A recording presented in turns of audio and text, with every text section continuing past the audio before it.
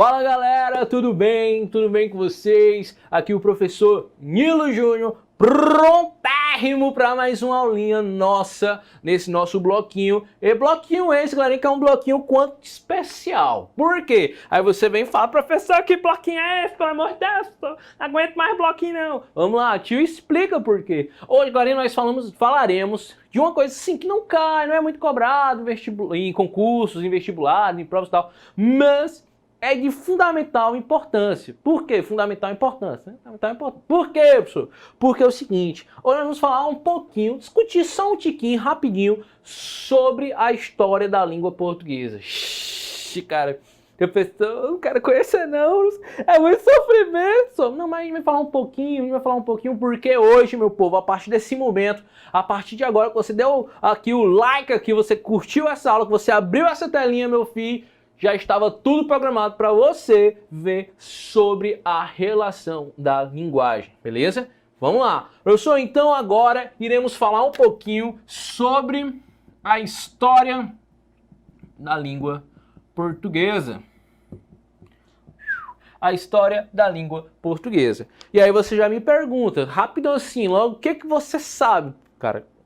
Eu te pergunto, o que você sabe sobre a história da tua língua, a língua que tu fala, hein? Eu sei que é lá de Portugal, né? Eu sei que é lá de Portugal que veio pra cá, né? Aí ele ensinou a gente que não é português, aí pronto, a gente aprendeu.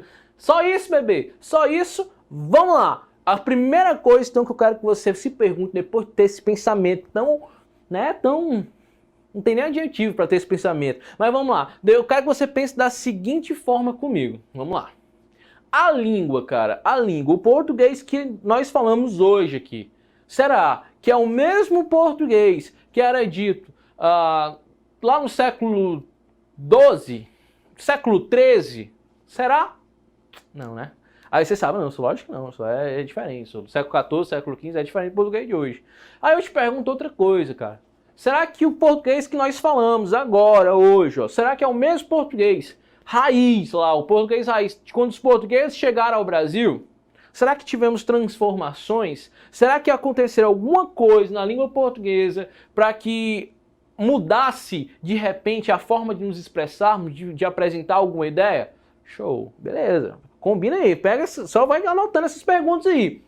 Outra coisa, será que a forma como eu falo hoje, eu, professor Nilo Júnior, a forma como o meu amigo aqui Humberto, a forma como a minha avó Dona Florinda, a jeito que a gente fala hoje, todo mundo vem do século XX, século XXI, todo mundo, século XXI, todo mundo do ano 2020, será que nós falamos do mesmo jeito, temos a mesma representação? Não, né? Não temos. Há uma diferença linguística. E aí, meu povo, esses blocos que seguirão agora, eles vêm exatamente para isso. Para explicar como essa linguagem ela é importante. Beleza? E aí vem, ó, história da língua portuguesa. Meu Deus do céu. Que coisa maravilhosa. Pessoal, eu sei que você já está acostumado com minha letra. Pelo menos eu acredito que esteja. Na verdade, nem acredito, porque nem eu às vezes estou acostumado com a minha letra. Mas vamos lá adiante. Né? Aí vem, professor, por que é importante eu conhecer a história da língua portuguesa? Aí o tio te fala, cara. É a mesma coisa lá do tio Newton, que ele ensina a história para que nós conheçamos nosso passado, para não repetirmos os erros no futuro. É a mesma ideia? Não, não é a mesma ideia. Mas é importantíssimo que nós consigamos compreender a nossa língua, porque a gente tem uma origem principalmente de identidade. Vamos lá. Te fazer outra pergunta no teu íntimo. Você já saiu do Brasil? Você foi para um outro país? Você é igual a mim? Não, mas você foi ali na esquina, não sai não, beleza. A gente então não tem uma falta tão grande disso, a gente não percebe tanto essa questão da identidade da fala. Mas se você não saiu do Brasil, você deve ter saído já do seu estado, né? Eu fui no estado vizinho aqui, eu fui no Rio Grande do Norte, eu fui em São Paulo, que é perto, beleza. Se você já foi para esses lugares, você deve ter percebido como é diferente a forma de se falar, beleza? Se chama variação linguística. Mas só que veja bem, cara, a galera que sai do Brasil e vai para um outro país, eu tenho uma amiga agora que ela tá lá na China, né? Enfrentou todo o período lá do coronavírus e tudo mais, bichinha, mas enfim, superou. E aí é engraçada a forma porque ela veio comentar comigo que a língua, a principal coisa que ela está sentindo falta é da língua. Professor, que história é essa, professor? Que língua é essa? Da língua materna, pessoal, língua portuguesa. Ela está sentindo falta da língua portuguesa. Imagine só, de repente você sai, cai num buraco aqui. Nesse buraco você olha todo mundo falando uma língua estranha, você não sabe nem como se comunicar com eles. Aí dá uma saudade da terrinha, não dá? Beleza, pois é disso que nós iremos falar um pouquinho da nossa história da língua portuguesa. Aí você vem o seguinte, professor, o que eu sei é que a minha língua portuguesa, ela é originária do latim. Do latim. A minha língua portuguesa, ela é originária do latim. Mas me diga, de onde é que veio esse latim, meu povo? De onde veio essa questão própria do latim? Aí você vem, professor, lá dos romanos. Beleza. Lá dos romanos. Massa, show de bola. Aí você perfeito nessa pontuação, né? Perfeito nessa pontuação. E aí vem da seguinte forma, professor, onde é que ficavam esses romanos? Onde é que existiu, onde foi o pontapé inicial, né? Foi uma coisinha chamada Península Itálica, né? Ou lá uma coisinha, uma cidadezinha chamada Lácio.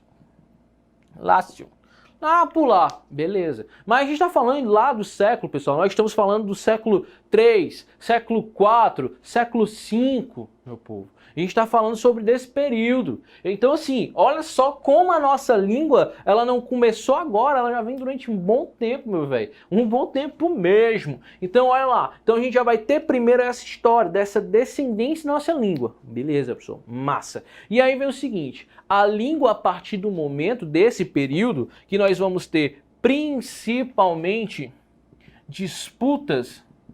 Por quê, professor? Por território. Disputas por território. Aí vem. Galerinha, o que vai acontecer lá nesse tempo, essas disputas por território vai influenciar no meu português de hoje? Simples, cara. Porque lá durante esse período, quando os romanos ganhavam a batalha, conquistava-se assim seu espaço, eles queriam uma coisa. Eles queriam o quê? Eles queriam doutrinar aquela galera que vivia ali, os nativos daquela região, para que eles falassem o português. Porque o idioma, quando ele é fluentemente dito em determinada região, mais poder tem a sua região originária, que era quem? Lá, os romanos, lá em Lácio. Beleza, professor. Então a disputa territorial forçava-se assim, os nativos a construir uma aproximação com o idioma. Beleza. Mas só que vem aqui comigo. Eles todos falavam latim, né? Todos falavam latim. Iam conquistando espaço, beleza. Iam conquistando espaço, que esse espaço ia trazer aqui uma questão cultural, uma questão histórica, geográfica, uma questão política, ia trazer todo esse elemento aqui. E principalmente os romanos traziam a questão própria da cultura. E aí da cultura trazia a fala. Só que eu quero que você acompanhe. É lógico, vou até vir um pouquinho mais para cá. É lógico, se o território dominado é distante da sua origem, se aqui ficavam os romanos e bem aqui foi o território dominado, distante pra caramba, é lógico isso compreender que a mesma língua que é falada aqui, não vai ser do mesmo jeito que vai ser falada aqui, ó. E aí vamos colocar aqui, ó, aqui é a língua raiz originária. Não sofre alteração de nada. Aqui, meu povo, vai ser a língua Nutella, porque ela vai receber informações, ela vai ter um mesclo com outras línguas, com outro idioma, principalmente do quê? Vamos lá. Se eu estou avançando no território, eu conquisto aquele território, se eu faço aqueles indivíduos que habituavam naquele território, que tinham aquela linguagem, já tinham seu idioma próprio, e os forço a falar o meu latim, lógico, é evidente que por uma relação própria de costume, de cultura, a língua que ele vai estar ali terá uma associação próxima também com a língua que foi usurpada, certo? A língua que foi retirada do seu território. Beleza? É só a gente pensar no seguinte, é só dar um spoiler. O spoiler daqui, né, já vai falar disso daqui a pouco, mas só pensar da seguinte forma. Os portugueses, quando chegaram ao Brasil, incentivavam os índios a falar o tupi-guarani, a língua indígena, ou ele forçava o português? Beleza? Forçava o português. E aí eu te pergunto outra coisa. Esse forçar a falar o português, hoje nós, aqui em 2000 e pouco, no século 21, nós Deixamos algumas palavras indígenas de lado, de origem tupi-guarani? Não. Então, ó, pensa dessa forma, beleza? Outra coisa que vai ser importantíssima para difundir o latim durante esse período. Vamos lá. Eu quero que vocês pensem da seguinte forma. Como construir uma sociedade hierárquica? Vamos lá. Aqui eu tenho os imperadores, aqui eu tenho a grande, vamos dizer assim, a má sociedade, que tem um poder aquisitivo muito interessante, e aqui eu tenho os militares. Aqui eu tenho os militares, aqui eu tenho a população civil, aqui eu tenho aquela galera que não compartilha lá do império não, galera mais simples, beleza? Simples. E aí a pergunta que eu te faço, será que o nível gramatical, os conceitos gramaticais, a norma da língua desses dois indivíduos aqui, desses dois grupos, serão a mesma? Não será a mesma. Não será a mesma. Serão diferentes, certo? Será diferente. Então, ó, a galera que vinha pra cá, principalmente os militares que entravam nos campos de batalha, quando eles traziam o latim pra cá, eles não traziam um latim culto, eles não traziam aqui o latim clássico, não se trazia esse tipo de latim, eles traziam um latim vulgar. Aí vem aqui adiante. Professor, então quer dizer que existe dois tipos de latim? Existe o ivado e o granido, né? Não, calma, desculpa, pessoal. Perdão, me perdoa, tá? Eu falo latim, né? Enfim, vamos lá. Então tínhamos aqui o latim culto versus o latim vulgar. Havíamos aqui a criação desses dois. Vamos aqui. O culto, galerinha, era só pra quem era do império, mas era só quem era as pomposas, assim, era só quem tomava aqueles vinhos chique, preparado lá nas vinícolas longe, nos pés das vias mais límpidos possíveis, que no pé passavam-se acepitol para se pisar e esmagar as uvas. Aqui não, aqui era a galera lá do São Brás, a galera que comprava aqueles vinhos mais baratinhos de 5, 6 reais, né, o litrão. Então, nós tínhamos aqui dois tipos de latim diferentes. Um culto, um chique e o outro mais vulgar. Pergunta que não quer calar, meu povo. Pergunta que não quer calar. Adivinha qual era o latim que chegava naquela região dominada ali? Show! Era o latim vulgar. E quando, meu povo, se fala de latim vulgar, a gente traz essa ideia do latim vulgar, a gente não está querendo dizer que esse latim, que essa língua, ela era pobre, professor, ela não tinha variantes, ela não tinha nada disso. Não, não é disso que eu estou falando. Esse latim vulgar, ele vai trazer uma própria relação com algo mais popular. Beleza? Ele vai ter uma relação própria do popular, do povão mesmo, cara, do povão. E aí, galerinha, ia se constituir então dentro daquele território esse latim vulgar. E aí, se você me perguntar, professor, qual é o que o nosso português teve descendência? O latim culto ou o latim vulgar? Aí eu tenho que dizer, nós temos descendência total do latim vulgar. Beleza? Tranquilo? Isso quer dizer que o latim culto, bebê, o que aconteceu com ele, ó? Adiós. Adeus. Já não existe, né? Apesar dos dois, né? Mas só que não se tem um estudo tão aprofundado, né? Tem um filme, o Indiana Jones. Indiana Jones, é o novo, professor. Mas Indiana Jones, meu povo, em uma de suas caças ao tesouro, ele chega no momento que ele tem que identificar, para não ser esmagado por uma pedra, ele tem que fazer uma tradução de um termo latino. Adivinha qual é o latim que ele utiliza? Culto. Beleza? Dificílimo, pouquíssimo estudado. Pouquíssimo trabalhado, tratado. Ainda se utiliza muito mais o latim vulgar. Nas faculdades, sei lá, se tiver alguém do outro lado aí que queira fazer letras, né, um pouco masoquista, vai estudar na sua disciplina de latim. Latim 1, latim 2, latim 3. Você vai sair quase um cachorrão. Beleza? Vamos lá, professor. Então aqui nós temos a influência própria do latim, porém não acaba aí, meu povo. Desse latim vai ouvir outras séries de elementos da nossa língua, como por exemplo teremos o galego ou português. Lembrar que dentro dessa região aqui nós vamos ter, né, nessa região aqui da Itália, da Lácia e tudo mais, nós vamos ter uma proximidade junto dos países ibéricos, né? Quem são os países ibéricos? Portugal e Espanha, beleza. E aí você deve lembrar muito bem das aulas do tio Newton que vai haver um trato entre esses dois territórios, 2 países, acho que é país, né? Que vão ter que se aproximar, um rei só para assumir os 2 territórios. E aí, professor, como é que fica? Vai ter um impacto direto na língua? Vai, que aí surge o galego ou português. Beleza, né? Que esse vai ser um predomínio do século 8 ao século 13, beleza? Então, olha só o longo período que a língua portuguesa vai sofrer. Ela vai ter uma aproximação do português com o que nós podemos dizer, fazer uma grotesca comparação, grotesca mesmo, pessoal, uma grotesca comparação, que nós vamos ter uma aproximação do português com o espanhol, beleza? Então nós temos essa aproximação aqui. Professor, o que mais? Nós teremos, galerinha, outra coisinha chamada português arcaico, o português mais próximo de uma perfeição, mas só que esse período português arcaico brasileiro, esse português arcaico, ele vem até mesmo, pessoal, antes do português clássico. E aí nós temos um carinha chamado Camões, que dentro dos seus poemas, dentro dos seus versos, ele tinha o gosto, o predomínio do seu poema, dentro do seu português clássico, beleza? Então Camões vem trazendo a ideia do português clássico. E hoje, meu povo, se vive a questão do português contemporâneo, né? E nós, principalmente, falamos sobre o português contemporâneo brasileiro. Professor, o que é importante eu entender aqui?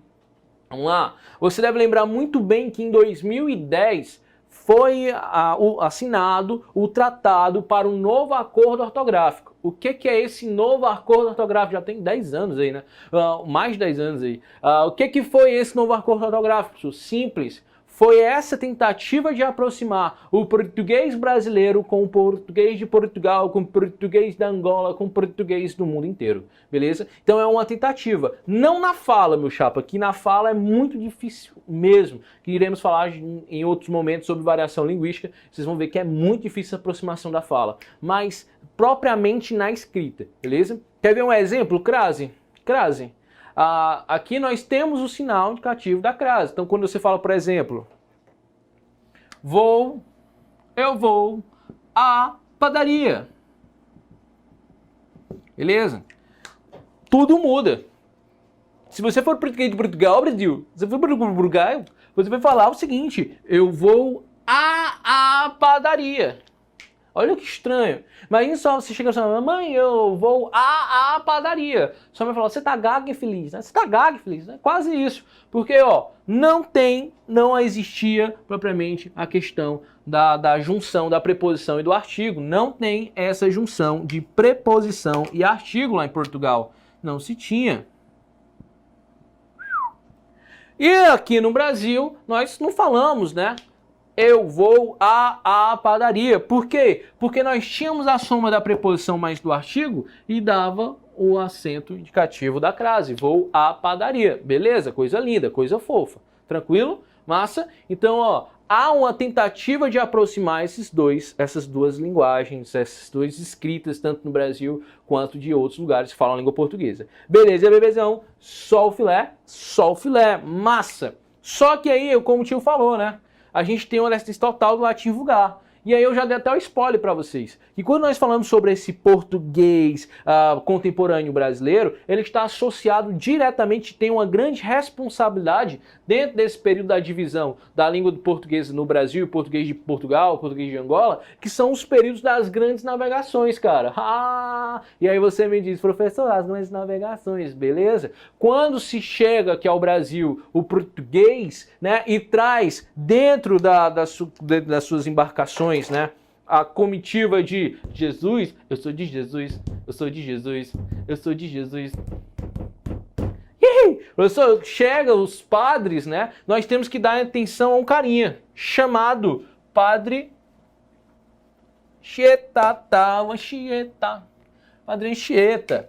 Professor, o que tem esse cara, professor? O que tem esse cara? Que é importante a gente falar o seguinte dele.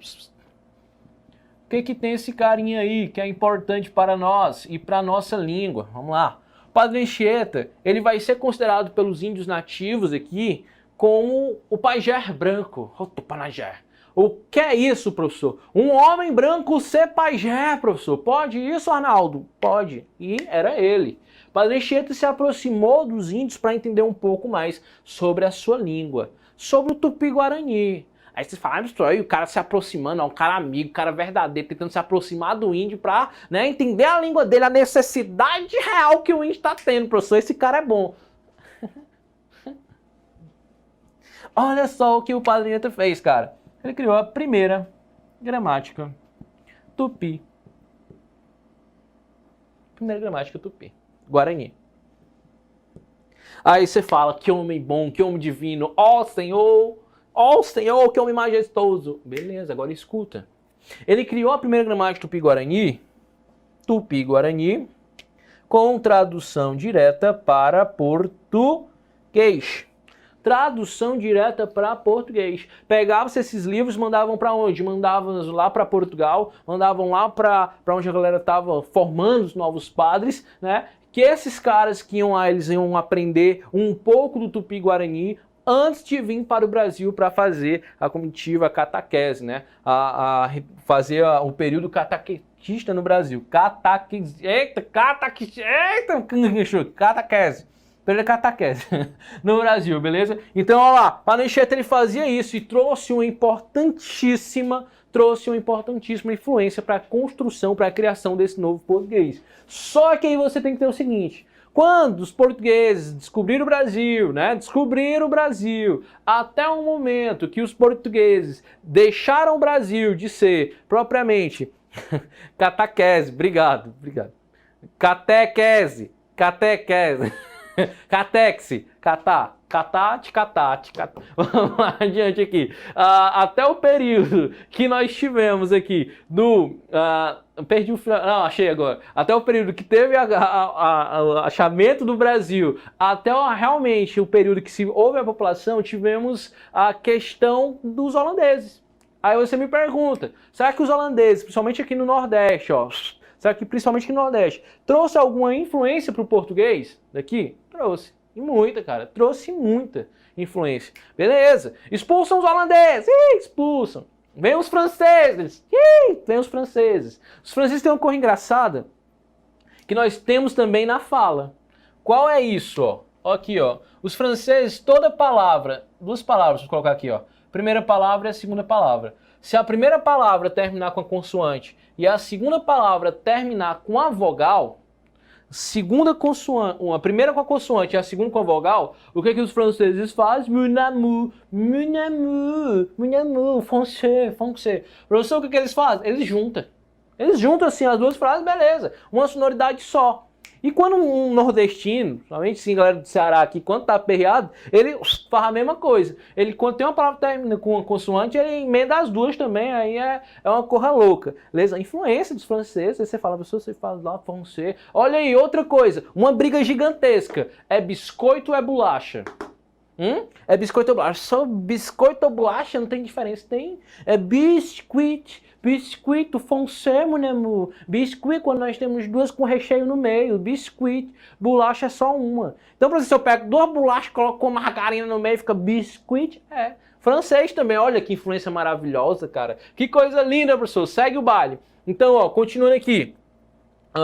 Então nós temos aqui a influência dos holandeses, a influência dos franceses. Tivemos principalmente, cara, para construir o nosso português, a influência muito forte dos africanos também, que vinham para o Brasil para ser escravizados, né? E que vem e transforma também a nossa cultura, a nossa sociedade, que transforma tudo, beleza? Outra coisa, né? Outra coisa que outro também que influencia pra caramba, além disso, e que tá ganhando uma modernização através da globalização, galerinha, é o estrangeirismo. Você pode perceber que dentro do nosso cotidiano nós utilizamos várias vezes palavras estrangeiras, né? Essa poliglota agora, não é poliglota não, meu bem, é porque a globalização ela impede isso, ela constrói essa perspectiva, beleza? Então vamos lá. Então nós temos todos esses elementos, essa foi uma construção, foi uma explanação rápida, breve, sobre a língua portuguesa, que é interessante que nós quebrarmos esse parâmetro, que o nosso português ele é só de Portugal e acabou que não recebemos influência de nada. Não, mentira, né? Mentira demais, porque ó, perceba que tudo que nós falamos aqui é uma influência para o nosso português de hoje. E ainda eu te digo uma coisa, não existe só um português no Brasil não, existem diversos portugueses. E aí eu digo para você da seguinte forma, vamos lá, há uma diferença grotesca que nós temos ainda hoje. Que diferença é essa? E que muitos ainda têm aquela dúvida forte. É quando nós falamos da língua, falamos da linguagem e falamos da fala. São três elementos primordiais para a comunicação que são de fato diferentes e a galera confunde pra caramba. Professor, o que é isso? Língua, linguagem e fala. A diferença entre esses três elementos? Bebê. A e como A. Existe demais. Vamos lá. Quando eu estou falando de língua, vamos lá, não estou falando dessa língua aqui. Quando eu falo de língua, eu estou falando de um sistema, construindo um sistema linguístico, né, de signos e significações que são usufruídos ou que são apresentados para o trâmite de uma mensagem, de uma construção, beleza? Então vamos lá. Toda vez que eu falo de língua, é a junção, é um grupo, é um agrupamento de informações que eu vou ter para representar uma fala, beleza? Então, se eu falo de língua, eu estou me referindo a todos os elementos que compõem a língua portuguesa. Então, todas as palavras que estão hoje no dicionário, a hora que você pegar lá, o pai dos burros, você pegar para ler, você vai perceber que todas aquelas palavras, elas compõem o dialeto, a função, ele compõe o idioma português, beleza? Então, língua é idioma. Só e essa língua, ela é variável? Ela é variável, a questão do tempo próprio, como nós já vimos aqui também. Beleza? Massa, professor.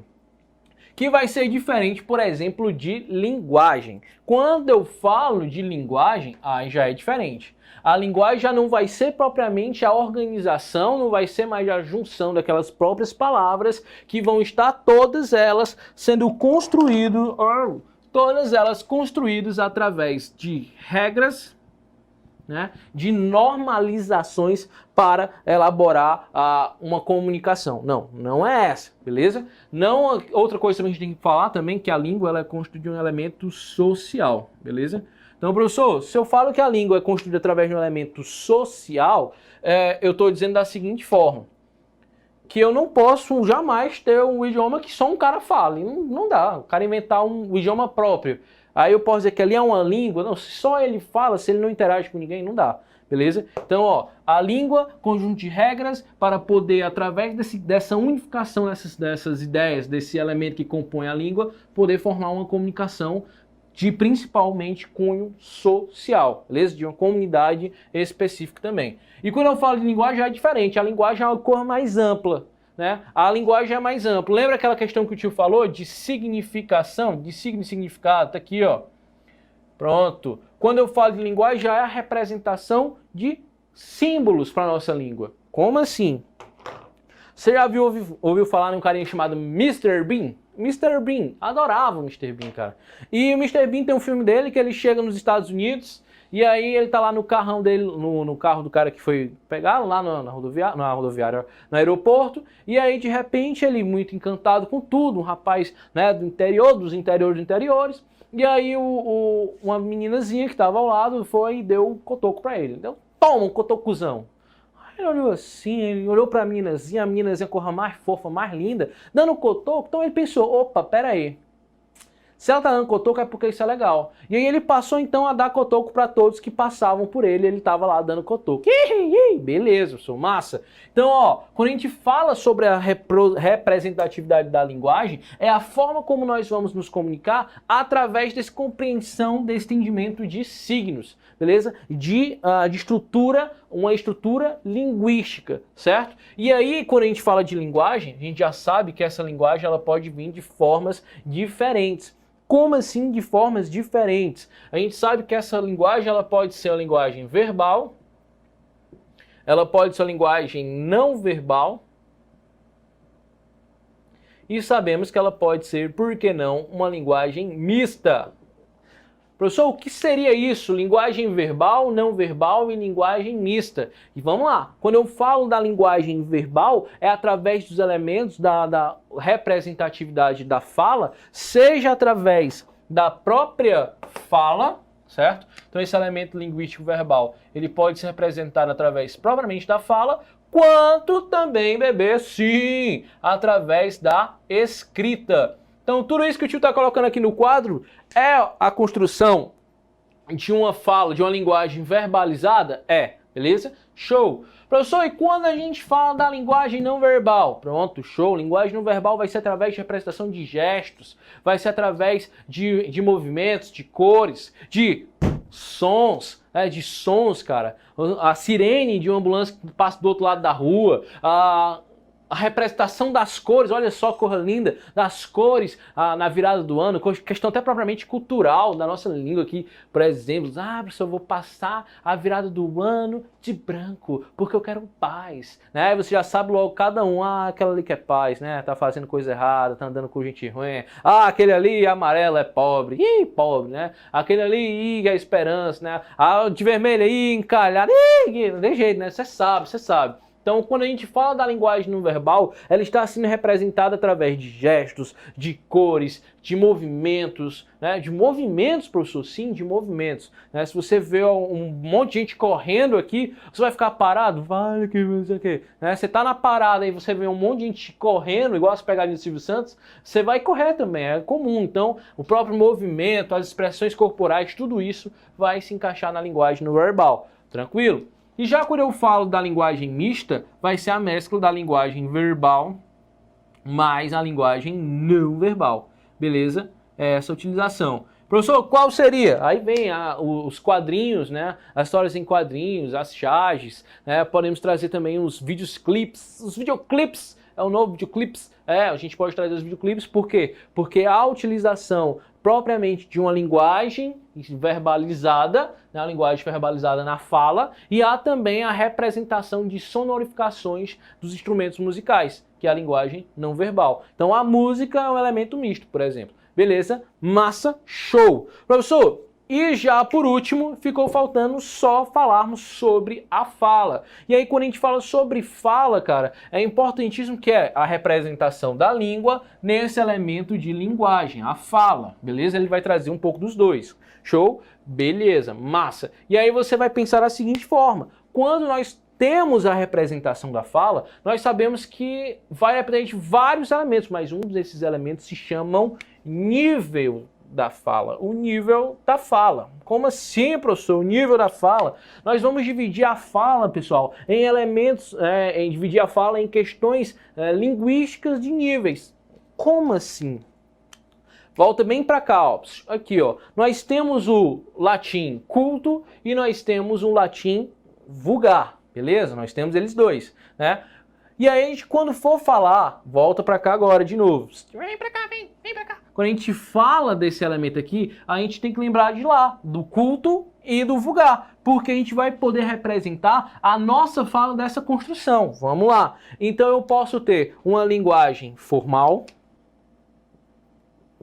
posso ter uma linguagem formal ou culta, cults, linguagem formal ou uma linguagem culta. Eu posso ter também uma linguagem, né, coloquial.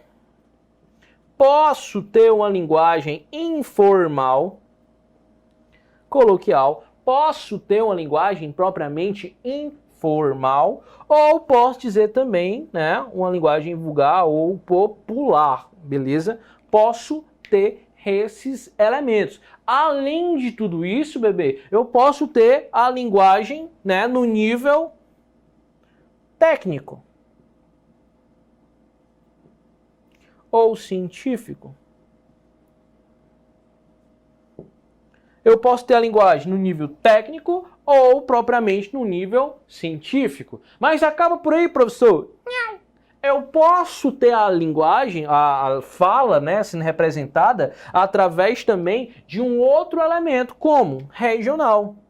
Posso trazer aqui a perspectiva regionalista, a riégua, professor, e aí eu posso dizer que todos os elementos que compõem aqui a fala, né, o dialeto de quem mora aqui no Ceará, em Fortaleza, quem mora na Bahia, né, meu rei, quem mora também em São Paulo, pô, meu, né, os cariocas, enfim, posso representar a fala de todos eles através de uma perspectiva regionalista. Mas também posso fazer outra representação, só para finalizar, que é a representação literária.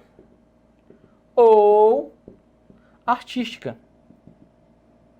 Beleza? Solfilerso. Então, esses são elementos, ou são níveis da fala, né? São níveis da fala que são apresentados. E aí vem a grande questão. Professor, na redação que eu vou fazer do meu concurso aqui, voltado para as carreiras militares, tem lá dizendo, nível da linguagem, linguagem culta. Qual é o tipo de linguagem que eu vou seguir? Show, cara. Tu vai seguir a linguagem que se apresenta mais próximo possível das regras, que vai seguir a regra dessa língua, desse idioma, certo? Então, ou seja, quando eu falo de cultismo da língua ou formalismo, eu estou dizendo que ele se aproxima às regras gramaticais, beleza? Já quando eu falo do coloquial, informal e popular, já vai ser um pouco diferente. Eu estou me desprendendo dessas regras. A minha intenção, o meu referencial aqui é o elemento comunicativo. Eu quero falar com você para que você entenda. Certo? Não necessariamente eu tenho que colocar toda aquela expressividade gramatical, colocar uma próclise, uma mesóclise, uma ênclise, não, nada disso, beleza? Eu tenho aqui já uma liberdade maior. Como, por exemplo, aqui numa redação top, linguagem culta numa redação show. Mas já quando eu falo de coloquial, informal e popular, eu não vou me preocupar, por exemplo, quando eu estiver conversando com a minha comadre Rocheda. Que aí vem a curiosidade. Minha comadre Rocheira, professora de português, ela me pergunta, vocês devem ser engraçados conversando, vocês devem ficar as coisas todinhas. Não, mas a gente quando conversa, a gente coloca gíria, a gente coloca até mesmo, como é um momento tão liberto da língua, né, a gente não segue propriamente essas regras gramaticais a ferro e fogo, não. Beleza? Tranquilo? Outra coisa que perceber, meu povinho, é que dentro dessa questão da informalidade, há a própria questão dos vícios de linguagem. Como assim, professor, a relação própria dos vícios de linguagem? Da seguinte forma, vamos lá. Só para a gente finalizar aqui. A própria linguagem, a própria língua, a própria fala, ela vai nos representar vícios da linguagem. Algo que nós escutamos, que nós vemos, até porque como a língua é uma questão social, um elemento social, a forma como eu escuto muitas vezes influencia a falar dessa forma, beleza? E aí eu posso representar na minha língua os vícios de linguagem. Só me diga alguns vícios de linguagem na hora, meu velho, na hora. Sabe qual é o mais comum de todos eles? É o barbarismo. O que é o barbarismo, professor?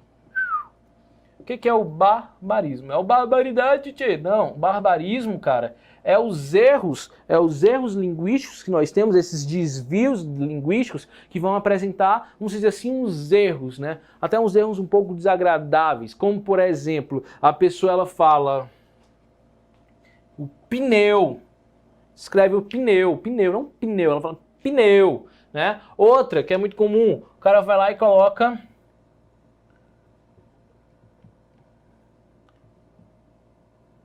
da seguinte forma. A forma correta, meu povo, é rúbrica ou rubrica. Rúbrica ou rubrica. Aí você vai lembrar lá da aula de acentuação, aquelas regrinhas que o tio te passou, e vai lembrar que rúbrica não existe, porque senão ela seria uma paroxítono, estoura pró-paroxítono acentuada, né? Então não. Então ó, é uma rubrica, né? Uma rúbrica, né? Uma rubrica. Não rúbrica. Outra coisa, você escuta o cara falando assim, advogado. O cara fala advogado, eu vou procurar o meu advogado. Não, é advogado bonitinho, beleza? E outro que eu escuto pra caramba é quando o cara fala cidadãos, né? Os cidadãos brasileiros, e aí vai, beleza? Outro professor, vício de linguagem que a galera usa muito, cara. E aí vem, né? Outro vício de linguagem que a galera usa bastante é o pleonasmo. Pleonasmo. O pleonasmo é aquele lá, subir pra cima, descer pra baixo, hemorragia de sangue. Meu filho, pelo amor de Deus. Como é que o cara vai ter hemorragia se não é de sangue? Então hemorragia de sangue, né? Ele vai retornar de novo, professor. Ele vai retornar de novo, professor, né? Outra coisa, né, que aí eu não sei, tem algumas pessoas, encarar de frente. Lógico que você vai encarar de frente, meu filho. Você não vai encarar de costas, não, apesar de, né, tem pessoas aqui que gostam, né? Cara de costas, já fica meio assim. Mas cara aí de frente, não tem cara na frente, só se tiver cara nas costas, aí não dá, beleza? Outro elemento também, galera, coloca muito, ambiguidade. Ambiguidade. Os elementos de ambiguidade. Ambiguidade também é uma construção uma construção linguística que dá margem a duas interpretações. Vamos lá?